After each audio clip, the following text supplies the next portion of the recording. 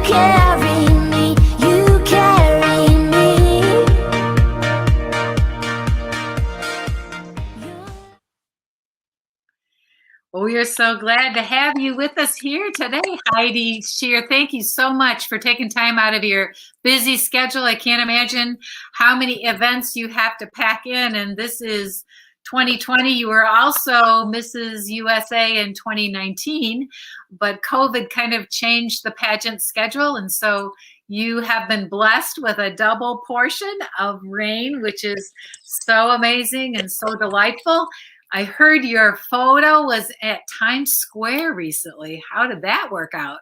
Yes, well, actually, it hasn't been there yet. That's actually in June. So we are flying to New York on June 5th to see that. That's going to be quite a moment to see my Times Square, especially because it's representative of my platform because I'm wearing the puzzle piece. So that makes it all the more special to me and just to kind of show the world who I am and why I compete in pageantry. That is that is an amazing statement. And that's kind of an international location there at Times Square. And we were there a few years ago. I cannot believe the size of those screens. I know. It is amazing. So the puzzle piece, I'm sure people are saying, well, why is she talking about a puzzle piece? Right. Well, the puzzle piece is the international symbol for autism. And it just represents that autism spectrum disorder is a very wide and vast disorder. The children on the autism spectrum disorder and the adults range from very, very mild and very high functioning to very severe and self-injurious behavior and nonverbal.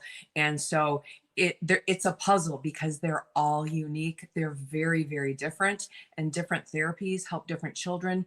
Different treatments help different children. So if you've met one child with autism, you've met only one child with autism. They're so very, very different, which is why it's such a puzzle and why it takes so much investigation to figure out how you can help your child and better their life. Yeah, each child is individually created, right? And Absolutely. We like to put people in categories and systems, and that's not the way God works, is it? No, absolutely not. He's created us very unique individuals. As you know, we all have our very special gifts.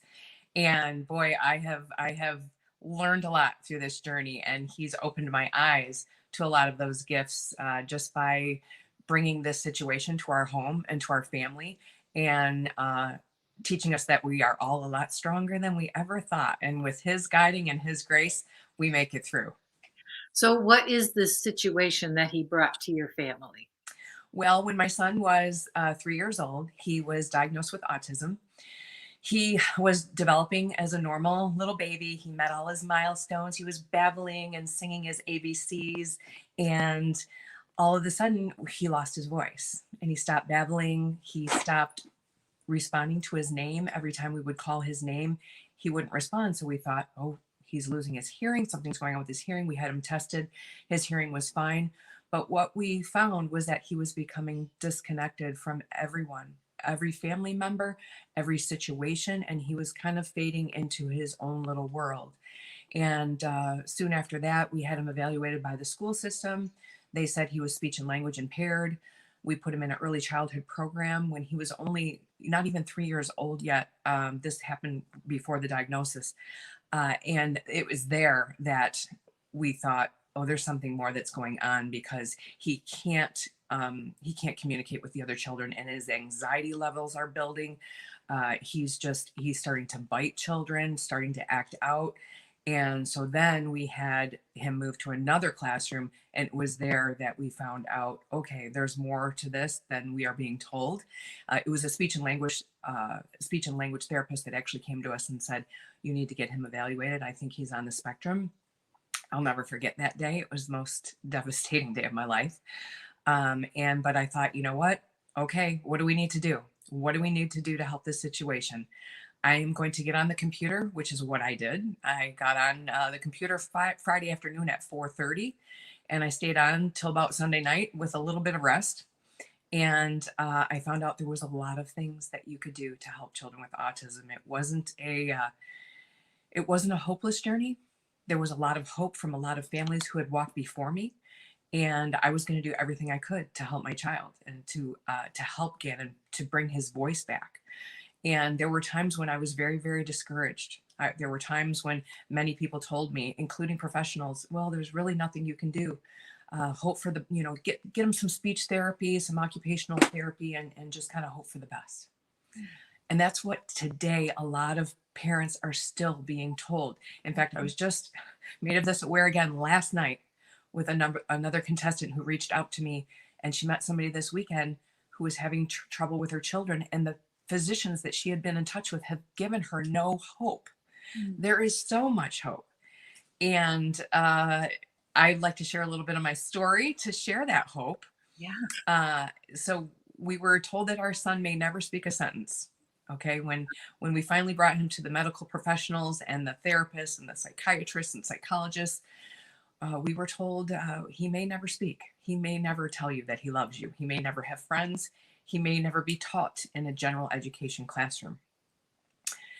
And fast forward through many, many, many hours and hours of therapy and investigation and talking to other parents and working with top medical professionals from around the world, Gannon graduated high school last year with honors, scholarships, and he is away at college right now at Huntington University, studying his dream, media arts and information with a focus on animation, and he is thriving.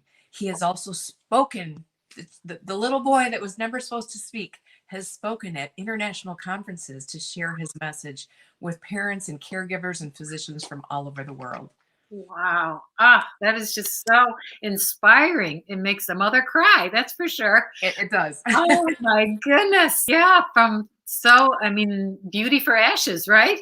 Yes. Amazing. Yeah. How did you keep yourself focused? I can see how devastating and how tempting it was to just crawl up in bed and put the covers over your head and try to keep yourself from falling off the bed, just to go through this and then to rise above it and research it and tackle it with such tenacity.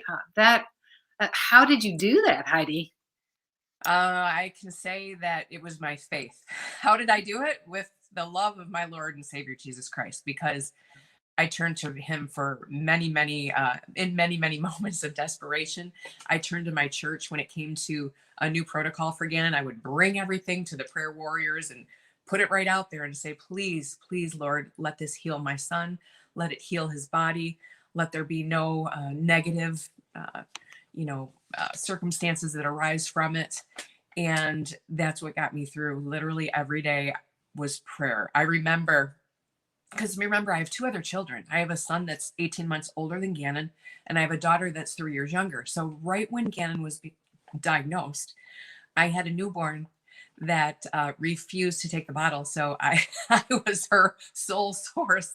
I was nursing her exclusively, and nobody else could give her, a bottle. So I had her, and then I had Carson, who was 18 months older, who was having a very, very difficult time going to school. He had severe separation anxiety. So I'll never forget, I sat in the parking lot of his school in kindergarten, my older son's school, and I just dropped Gannon off at therapy, and I had Ella in the car with me, and I just looked up and I cried. I cried out to God and I said, I know, Lord, you're not going to give me more than I can handle, but right now I'm at the max. I can't handle anymore. And these children need me. So please, Lord God, please help me. Please help me. And I'll never forget, I looked over and there was another mom sitting in a car, and she was watching me with bright eyes, like, what's going on in that car over there? And I was just literally and figuratively crying out to God to please help me. And not soon after that, I learned about my first autism conference. And I went to an autism conference, and I was sitting in the audience, feeling very desperate, because I was looking side to side, and these parents were looking, listening to the speakers very intently and shaking their heads. And I was just in complete, what do I want to say? I felt like I didn't belong. I felt like I didn't understand what was going on. I felt like I needed somebody to tell me, Heidi, it's going to be okay. And shortly after that, a speaker came on. She was a mom. Her name was Angie. And she shared the story of her son and how she helped her son. And that is what started my gears rolling, because her son had a lot of similarities to mine. Mm. And so when you're a parent and you're looking at another parent who has had success, that is when it clicks. Yeah. She was a Christian too, and she was talking about how her faith in God had brought her through her trials and tribulations with her son. And I thought, okay, I can do this. It was like I suddenly had the strength, of a true warrior. I thought, I can do this. If she can do it, I can do it. And that is why I share my message through pageantry. I compete in pageants that have platforms and have, people that are all concerned about their communities and really reaching out and trying to help people. Mm-hmm. And that's what the Mrs. USA pageant stands for. It's all about platform and your cause. So through pageantry, I've been able to stand up myself, and now I'm able to be that mom helping others, changing lives, which is such an incredible gift. People just don't realize the doors that can open by simply doing things out of your comfort zone, by sharing your message, by getting out there and having the guts to, be on stage in a swimsuit or your fitness wear, and be on call for a panel of judges who are, forwarding questions, at you, rapidly firing questions at you. But it makes it all worthwhile when you know that you can really help change the life of a child. And that was really, really brought right to my soul a couple of years ago when I was competing in the pageant, and we were walking to rehearsal. It was actually Mrs. Australia. She came up to me and she grabbed me and she hugged me and she said, "Thank you so much for sharing your story." She said, "You're the reason I'm here competing." Oh, wow. Because from what you've told me, I know now that I can help my son.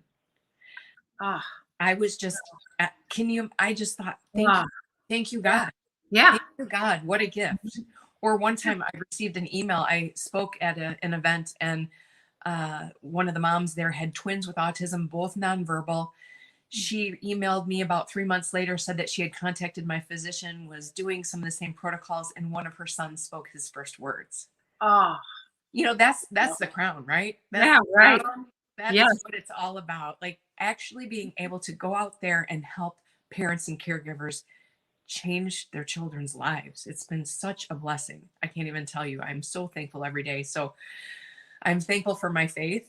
Faith is what has gotten me through. And yes, Nancy, there were many days when I just wanted to pull the cover over my head. And there's many Yeah. parents out there right now, especially right now. Yeah. Oh my goodness, especially right now during the lockdown. Can you imagine having a child that screams all day or Yeah. bangs his head all day? And normally they're able to go to a facility for 8 hours, but right now they're at home. They're at home with mom and dad or caregiver 24/7. If you can all just stop and imagine that. Yeah.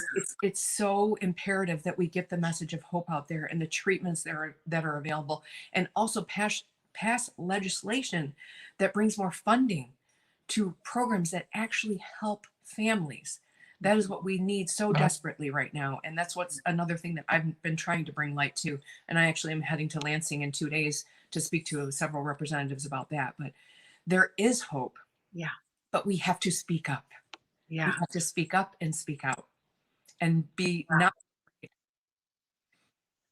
That is so powerful. And I'm sure, it's hard when you go through something difficult that you don't understand, and you're like, why is God allowing this in my life? And Mhm. how can this possibly work out for good? And you just feel like you're in a dark tunnel. And it's so great to hear, that you just parked and called out to God. And, we don't have to have answers. We just call out to him and be honest about it. It doesn't have to be fancy. And he's there. And we don't know exactly what the journey's going to be, but we know that he is always with us and that he's going to help us. And then when you take that journey with him and things are going so much better, to be able to come back and comfort others with how he has comforted you. And it's so cool, that you had that key yourself when you went to that first conference. And I can't imagine, because emotionally it's hard to even connect with your brain, because you're under such a you found yourself in a foreign land, really, that you don't Yes. understand, and everybody's speaking a language you never learned and never really wanted to learn. And here you are, and you're desperate for answers without being trained medically or in any of these psychological fields or whatever. And all of a sudden you want to be an expert of experts, because it's your son, Yeah. it's your family. And so you're super motivated, but you're just one person, and giving that to God. And then he brings a person out there just to be a regular mom, who Yes. says, God help me. And I can't imagine that is, your message. I'm sure when people see you, they say, oh, she's had a perfect life. She walks around in bathing suits. Who can do that? And talks about fancy stuff, and has always been, with a crown on her head. And it's just such in my life, ugh, but you have such a message of depth in trusting God in the scariness of life, of whatever form it takes, and also trusting him when he hands you a microphone to help lead others into a world of hope and promise. And that's a beautiful message, Heidi. Thank you. Thank you so much for having me, Nancy. I really appreciate any time that I can share my message of hope, because there is a lot of hope and we can't forget that. And if anybody that's watching this right now, if you need any help, I have many organizations. Please reach out. Please contact me. You can find me on social media on Facebook and Instagram, and I would love to lend you my hand, my heart, and help you any way that I can. That's so great, Heidi. We thank you so much for being a spokesperson, not just about autism, but about God too. And that He was the one that has helped you through all of this. He's the one who created your son and designed your family. And He is the one that has the answers for us, no matter what the situation. And we every now and then we need to get reminded about that. And especially in the world today, there's so many things we don't understand, and to follow your pattern of crying out to God and listening to Him and following Him through the darkness, and reaching out for help at your church and prayer groups. That is what the answer for all of us in being able to handle the issues of life, whatever they are. Absolutely. Thank Absolutely. you. Thank you so much, Heidi. And we hope to have a longer conversation with you in the next few months, where you can give more of the specifics of your situation and in helping your son and your family through this. So thank you so much for taking time. Thank you for being a spokesman to the world. And we so admire your courage in raising your son and your family, and being connected to all of them with such dedication, and then sharing all of that with everyone else. So thank you so much, Heidi, for being here today. Thank you for having me. Thank you. Now we're going to talk with another friend, Annie Schiller, who is the horse whisperer. Now, what could that be? So we have a little video to give you an idea of what she does.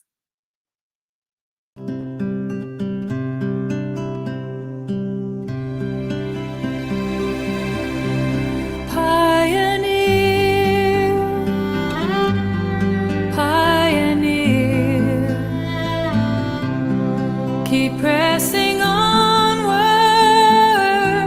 beyond your fear. Only the Father goes before you to your own frontier. You're a pioneer. Uncharted wilderness stretches before you, and you thrive on going where no one has gone.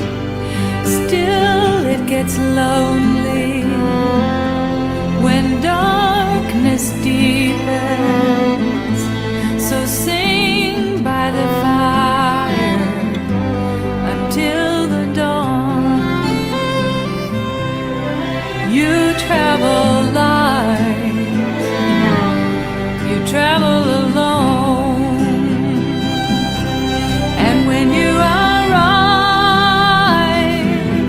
nobody knows but the Father in heaven. He is glad you can go. For those who come after you will need the road. Pioneer, pioneer,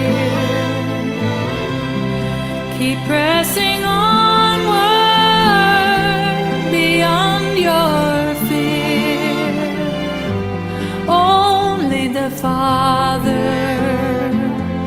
goes before you to your own frontier. You're a pioneer.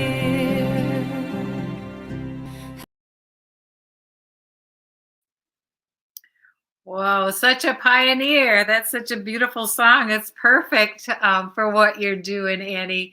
That's amazing. So you have you're on a ranch, right? A miracle ranch, and you have horses and dogs, and you help people, right?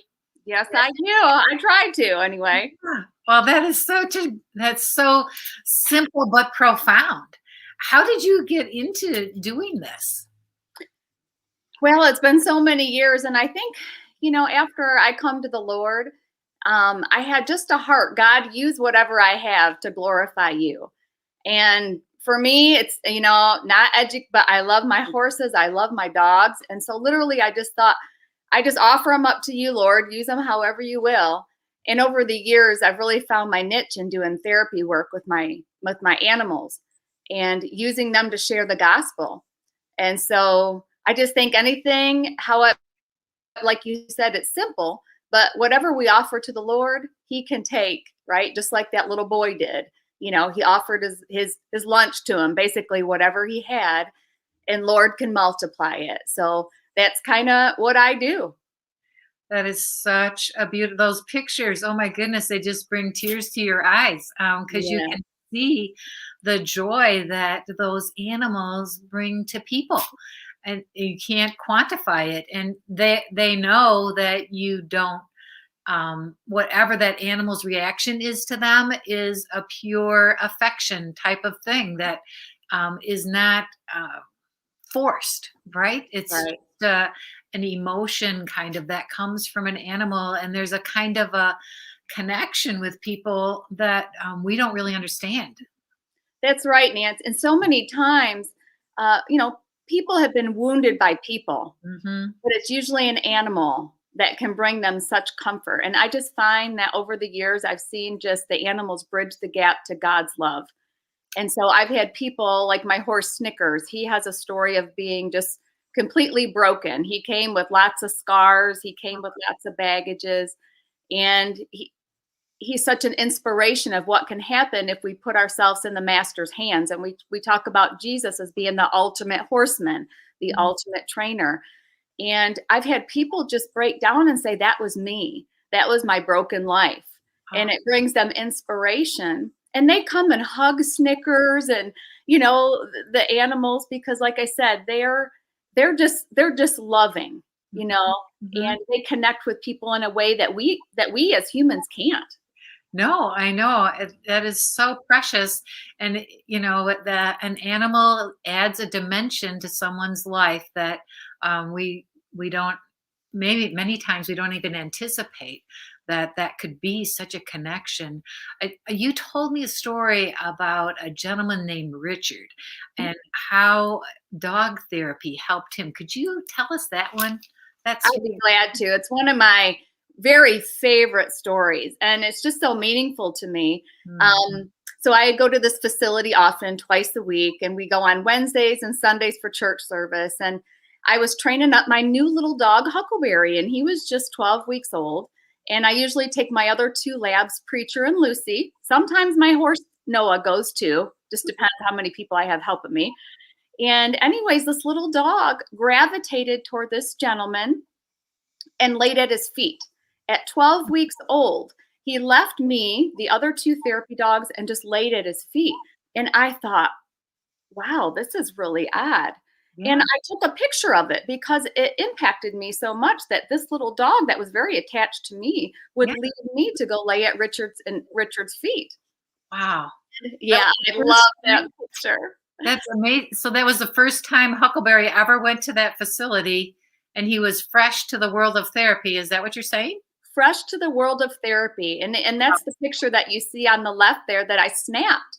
Oh. And so I started talking to this gentleman. He had just gotten there not long before, and he had just fallen, and he had hurt his shoulder. I don't know if he had broken it, but hurt it very badly. And I thought to myself, well, maybe this little dog sensed something. But you see there, he just gravitated towards him.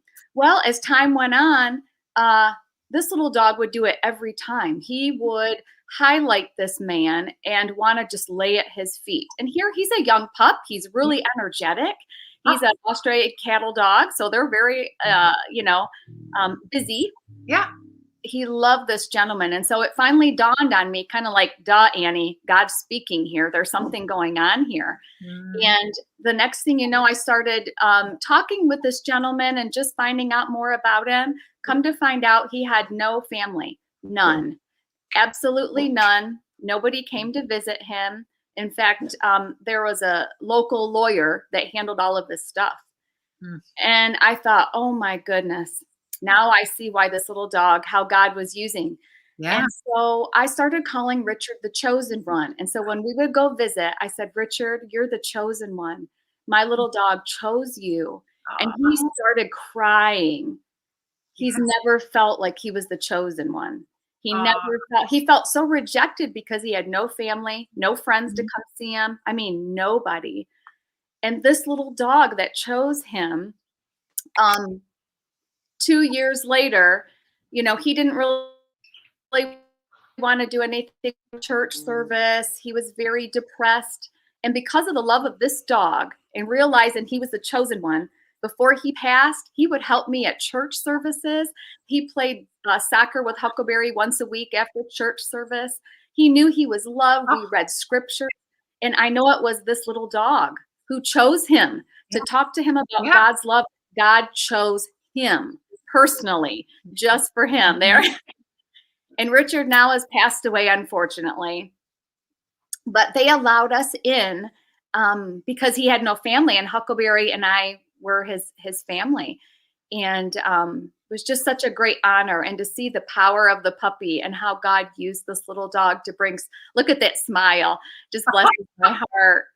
If you would have seen him before, and then to see him smile and have such joy and enrichment, you know, to the end of days, it just, it was really, I think I got more out of it, or just as much as he did. It was such a blessing. That is so miraculous, isn't it? That this little puppy at 12 weeks would be called of God, I think, to Absolutely. right? That he had that sensitivity. He could feel his spirit. Yeah. And what a gifted little dog. I'm sure Huckleberry, is Huckleberry kind of sad that Richard's not there now when you go there? Does he know that? You know what? They were so close. And before he passed, like I said, they let us in the facility because we were family. Huckleberry jumped right up on his bed, and they had a birthday party together because Huckleberry celebrated his second birthday. And that was really the last time Richard spoke. He sang him happy birthday. And the staff got a card, you know, from Richard to Huckleberry. And it was just, I'll never forget it. It was the most meaningful thing. And I thought, you know, just the simple love of a dog can share Christ's love. It doesn't have to, you know, I'm not behind a pulpit. I'm not, you know, but to see a simple act of love to a dog, to reach somebody at the end of their life. And I know that Richard knew the love of God when he died. And I know he knew that we loved him too. Absolutely. I know. It was honor. Such an honor for me. Well, and Huckleberry came with a nice staff too. Yeah. Yeah, I know. Annie, you were a huge part of filling out that picture for him. And but you know, like we said, that you can't stage a dog. I mean, the dog responded out of nothing, and you know, so he knew that had to happen with a higher source. And that is the message that so many people need to hear, that he loves you. You are chosen to be his forever. And how glorious for Richard to enter the gates of heaven. And I'm sure he has a little Huckleberry up there. I'm sure he does. In the mansion prepared for him. That is so beautiful.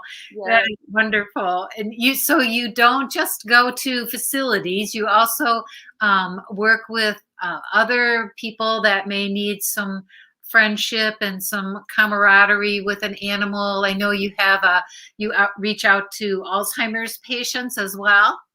I do, yes. And I've been more involved in that in the last couple of years, just from going to the facilities I go to. Most of them are memory care.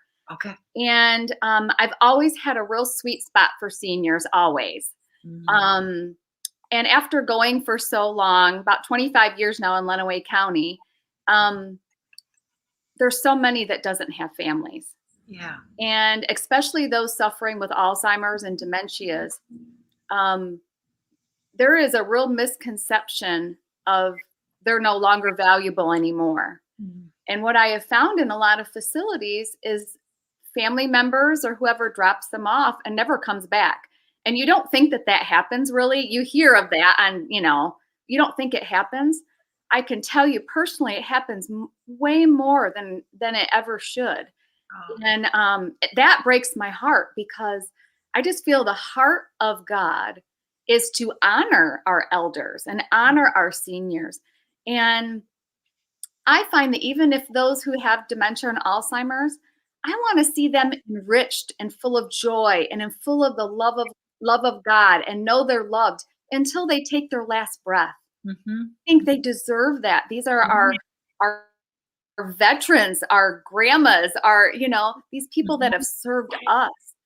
So my heart really is passionate about educating families as well, that it doesn't mean it's a death sentence and they're just stuck in a room in front of a TV, but they can live out. It might look different.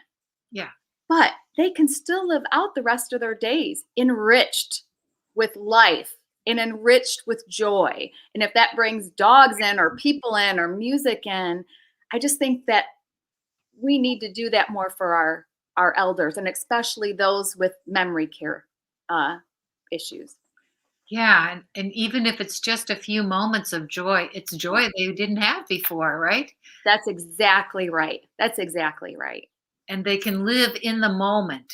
That's right. And that's what we have to go into, just like you do with a child, right? Live in the moment.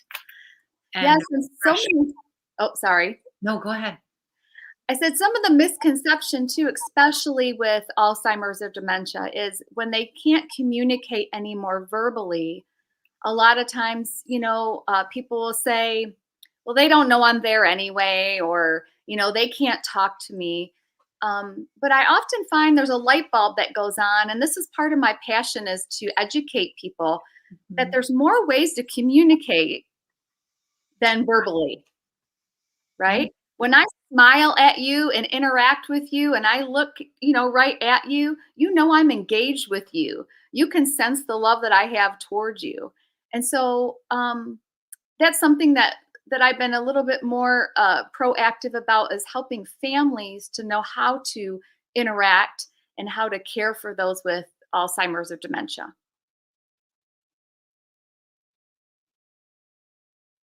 And in the hospital, and he, I guess, was non-communicative, and no one could reach him. And they walked this horse down the hallway to his bed, and he just looked up at that horse, and their eyes met, and he just teared up, and you could tell it was just such an enriching experience for him. I had never heard of horse whisperers therapy like that. I mean, maybe on a ranch, but certainly not walking down the hall. And so that is so exciting to me that, you do that with Noah walking down the hall to help. Yeah, that's so cool.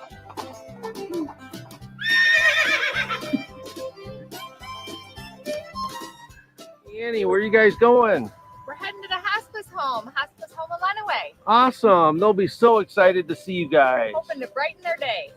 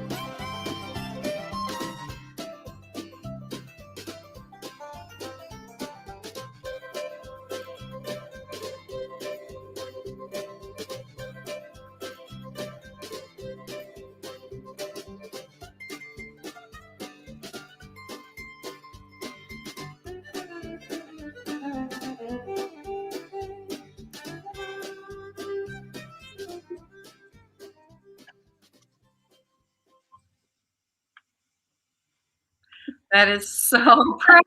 Oh my goodness. You have guts and grit and creativity and everything else all wrapped up. That is amazing. When to listen, I mean, God says I've given you a passion for animals. I've given you unbelievable dependability in taking care of them day and night and night and day.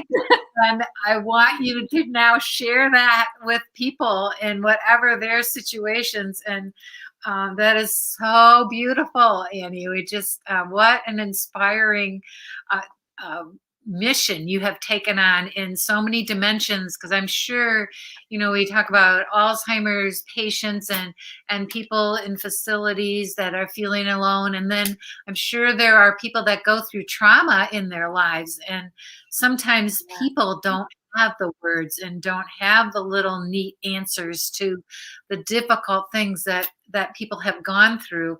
And sometimes it just takes the silent love of an animal to help restore someone's heart and soul. Yes, that's right. Exactly. That is so beautiful. Thank you so much, Annie, for taking time to share your beautiful mission with us. If people want to know more about what you do, where would they go? You can go to our website, miraclemeadowsranch.com. We're trying to update it more and more, but we have different videos and different links, especially to the Alzheimer's advocacy page now, trying to educate people more. But that's a good way to contact me. So that's wonderful. And helping people realize the value of reaching out to those that even can't communicate, but by helping them, we are communicating in our body language, and showing love to them is so important at whatever stage people are, because they are created with value, and it's important for us to communicate that. So thank you, Annie. That was a beautiful visit to the ranch. Well, I'll have to come out here sometime. Yeah, you got the hat on and everything. That's awesome. Thank you so much. Have a great day. You too. Thank you. Now we're going to go on to talk about your home. That maybe this spring it's been a gorgeous March, and better than we've ever had, I feel like. And we've all been under kind of the covers with COVID and all of that. And so we want to think about refreshing our houses a little bit. And we reached out to Laura Nichols, and she's going to help us think about spring and what kind of color palette might be good. And she's been in interior design for quite a while, and we're glad that she's willing to share her gifts with us today. Hi. Hi, Laura. I guess it's Yeah, well, it's great to have you. So how did you get into the world of design? Oh my goodness. Well, that's a great question. I was actually in outside sales for a flooring company, and I started doing all the spec homes for a couple of builders. And then I started doing parade houses. And then after my first parade, I got 6 jobs. And so I opened up my own design studio, and I apprenticed with another designer for a couple of years. And that's how it kind of that was like 25 years ago. So kind of the Lord led me that way, I suppose. Mm-hmm. Well, you had a passion beyond floors. Yes, I did. Yes, I do. Yeah. I have to tell you. Yeah. Well, it started with that for a job, probably. Yes. And then your creativity started to weigh in, and they could see that. And so, yeah, and then you'd be able to help people in parades, and they wanted then your help too. What a sweet story that is, of your passion leaning to a way to help people. Do you see that you're helping people rethink where they are and giving them a vision for something better in their surroundings is a fulfilling experience for you? Oh, yes. Yeah, I believe that God surrounds us with beauty, and I get to create beauty with him. And really, it's so rewarding to crawl up into people's brains and sort of extract the artist within them that God placed within them. And so, I love my job. Love, love, love it. It's not glamorous. It's not like they show it on TV. You're a lot of product. They're usually in grubby clothes because you don't want your clothes to get all messed up on job sites. Yeah. It is the best job. And so often you become family with people as you're doing long-term projects, and you get to pray with them. You get to lead to the Lord. Mhm. Others, you find wonderful sisters and brothers in Christ. So it's just a wonderful, of course, I can't help but share the gospel when I'm with them, but it's a wonderful, wonderful job. Well, and sometimes redecorating or building a home can be a kind of overwhelming experience for people. You just think, oh, it'll just all kind of build itself. Oh, yes. Often I'm a marriage counselor in that kind of a situation.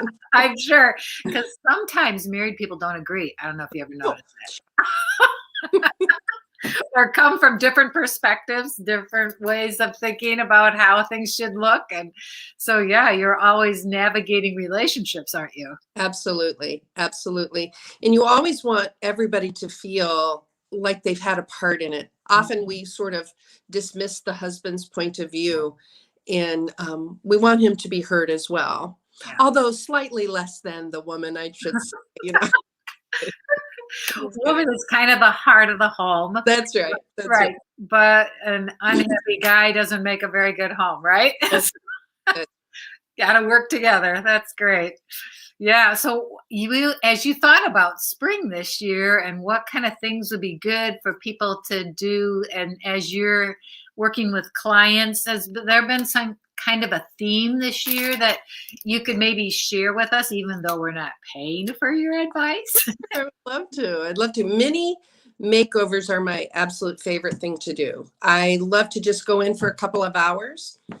The first thing I tell people is to clean.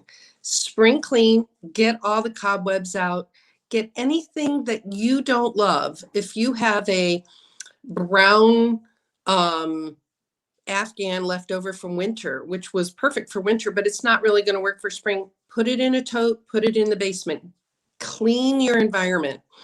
Then I come in and I help them maybe rearrange the furniture. It's shocking how many people have never rearranged their furniture. It's as simple as, oh my gosh, I never thought of it that way. So once you kind of have the bones set, it's so much fun. So much fun. This year we're seeing lots and lots of corals and yellows for spring. And it's such a happy color, and it's great if you have a neutral palette. It's, even if you have a autumn or, sort of the warm oranges, greens, and red palette in your home, it's great for that too. So the first thing I love to do is change your pillows. If we're doing the living room, change your pillows. It will be amazing. But don't do anything until you've rearranged the furniture the way you want it and you've cleaned. Then we bring out the accessories. You can, I'm really this year into plants. And I have a very green thumb outside, but my poor plants inside don't fare so well. So I've been getting fake succulents from Home Goods. Although I did buy a really cool, I think it's sort of like an airy plant that I found at Trader Joe's. So you don't have to spend a lot of money, but just little pops of green really make you feel springy. Do you want me to keep going? Sure. I'm soaking it up. I'm tracking with you. I know, a lot of times they say they have kind of neutral furniture so that you can change out pillows with the different seasons, and it really makes everything fit and brighten things. And it's so smart to just kind of put things away that looked great in a particular season, but they look a little in this. It's so funny how something that just gave you a very warm, cozy feeling 3 weeks ago suddenly feels like an albatross around your neck. And it helps you in ways you wouldn't think. Well, it's so interesting that God brings the color in spring. Mm-hmm. Everything's colorful, and that's sort of our nature is to crave that color. Mm-hmm. And so I think neutral palette is great. So is a colorful palette for that matter. But if you do have a neutral palette, it does give you a lot of options and a lot of versatility to change with the seasons. You know, I love to do that. Another thing I love to tell people to do is paint their front door. Oh, yeah. So many people have a boring front door, and life is too short to have a boring front door, I say. Yeah. So paint it. And you know what? It's only paint. And if you don't like it, paint it again. There's nothing that puts a spring in your step as you're approaching your house as a beautiful front door. So I always tell people on my little mini makeovers to paint that door. Another really great thing, a small thing, but to me is one of the biggest things, is I get a beautiful smelling spring candle. And I do that for fall, I do that for winter, but spring is my favorite. Just find a candle that just makes you swoon and light it. Don't save those. I don't understand people who buy candles and don't light them. Light. I know. It made the smell, right? Smell that amazing aroma, and it will put you in the mood to get the cobwebs out. So, and another thing is changing your bedding. You know, a lot of times we have very heavy quilts or comforters in the winter. You know, put that in a tote, put it away until next fall, and get out a nice, beautiful coverlet for your bed. Pick something really fun and springy. So lots of wonderful things that you can do for your home that will just, it doesn't have to cost a lot of money. It just makes you feel springy. Yeah. Well, and to your point, God makes spring with a lot of color. And He does. Yeah. And in the winter, you know, we might go to reds and deep charcoals and all of that. And that feels really cozy. And then in the spring, it's just like all different colors. So he could have done everything in black and white. And we could have black, white, and gray, you know, 4 seasons of the year. And but he didn't. He loves color. That's right.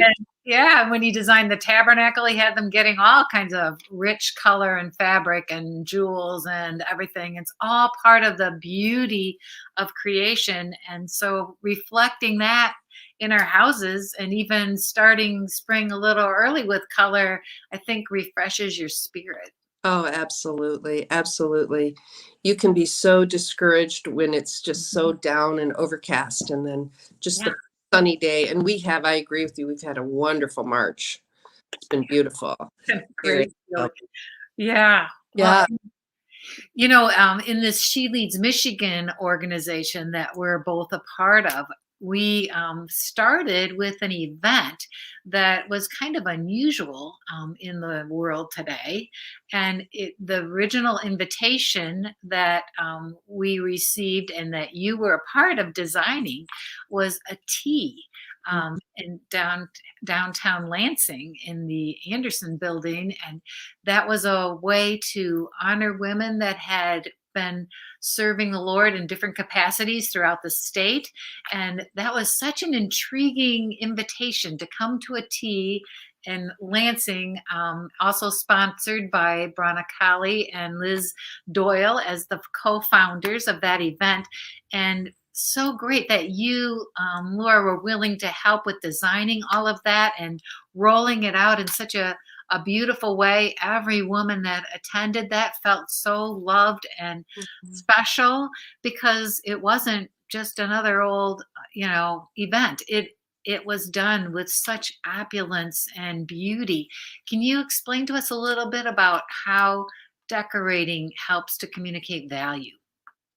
Oh, that's a good question.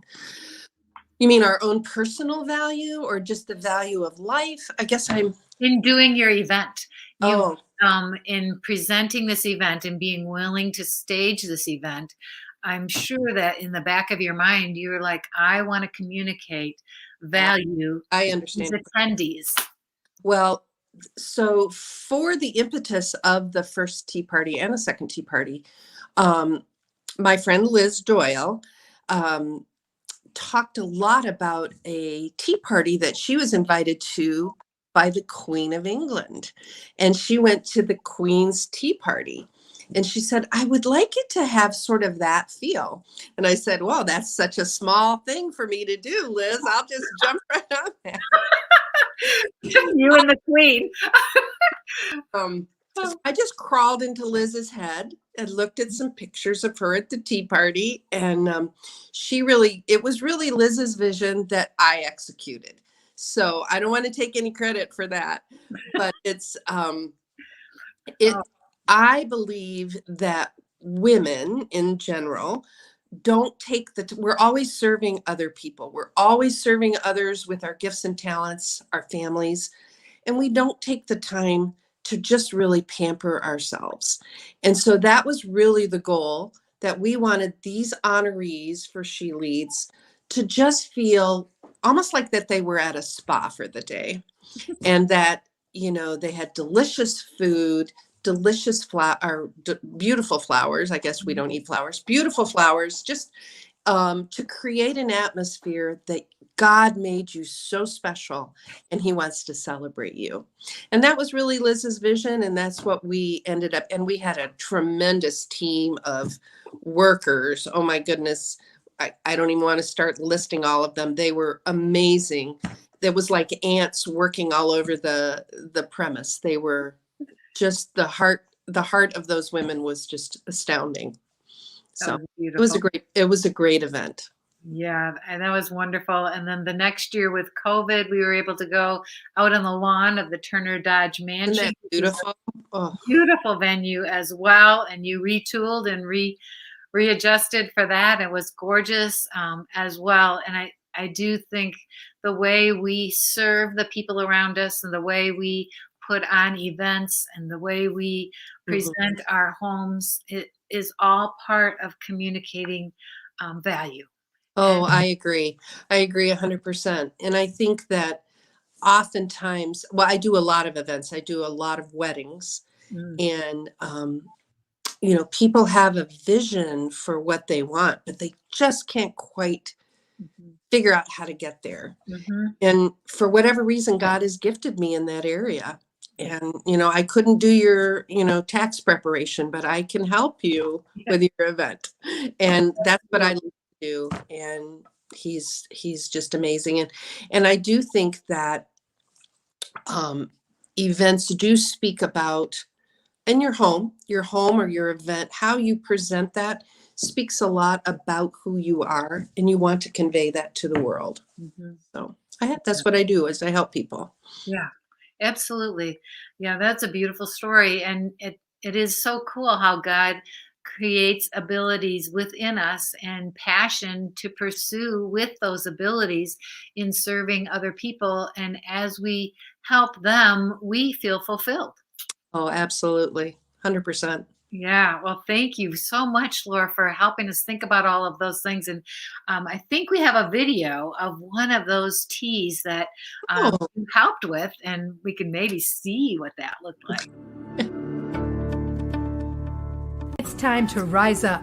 So here we are today, September 12th, 2019, and we're having our first She Leads Michigan event.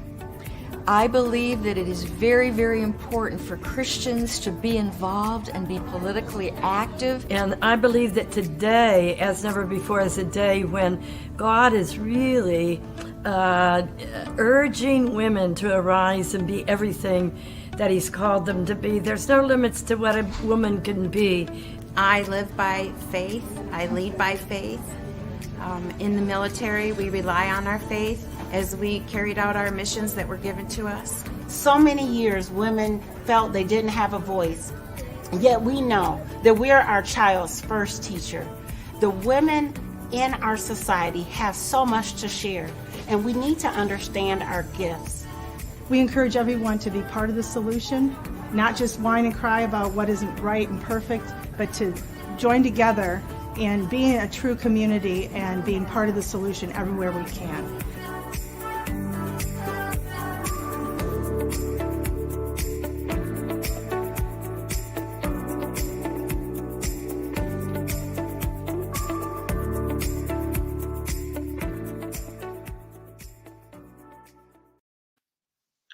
Wow, that was beautiful. Such a great event. And we are so grateful Laura, for all your work. If people want to find out a little more about decorating and maybe check out your work, where would they go?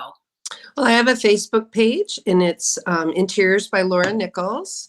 And my website is interiors.lauranichols.org, I believe. I think it just got changed. And Great. Well, that is wonderful. Thank you so much for sharing your story and how you use the passion and abilities God has given you to make the world a better place for people. And we're so grateful that you have helped with She Leads Michigan and possibly She Leads America coming up. So thank you. so excited. So excited. And thank you for having me, Nancy. I appreciate it so much. It's our blessing. Thank you. Mm-hmm. Bye. And we are looking forward to next week when we are going to continue on with hearing about different solutions to modern day issues. We are going to be talking about education, and that has been a topic that's been very much under attack over this past year with COVID and everything. And so we hope to provide some answers for that and some basic mom and daughter ideas on how to navigate through education in today's world. So we're so grateful to have had these wonderful women on today that have, instead of just feeling overwhelmed with problems, they have worked to be a part of the solution. And I hope that that has inspired you as much as it's inspired me to think beyond what I see and trust God to help me through whatever the next thing is that comes down the path. So thank you so much for tuning in today for She Leads, She Speaks today. And we hope to see you next Monday at noon as well. Thank you.